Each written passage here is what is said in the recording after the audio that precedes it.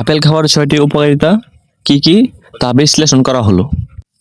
1 নম্বরে আছে হৃদরোগের ঝুঁকি কমায়, পাশাপাশি আপেলে থাকা ফাইবার ও অ্যান্টিঅক্সিডেন্ট ও কোলেস্টেরল নিয়ন্ত্রণে সাহায্য করে। 2 নম্বরে আছে হজমে সহায়তা করে, এতে থাকা পেকটিন নামক ফাইবার হজম শক্তি বাড়ায় ও কোষ্ঠকাঠিন্য রোধ করে। 3 নম্বরে আছে ওজন নিয়ন্ত্রণ করে, আপেল খেলে পেট ভরা অনুভব হয়, ফলে অতিরিক্ত খাওয়া কমে যায়। 4 নম্বরে আছে ডায়াবেটিস নিয়ন্ত্রণে সাহায্য করে, এতে থাকা প্রাকৃতিক শর্করা ধীরে রক্তে শোষিত হয়।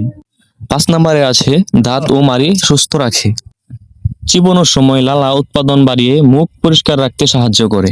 6 নম্বরে আছে রোগ প্রতিরোধ ক্ষমতা বৃদ্ধি করে, আপেলে থাকা ভিটামিন সি শরীরকে সংক্রমণ থেকে রক্ষা করে এবং মস্তিষ্কের কার্যক্ষমতা বৃদ্ধি করে।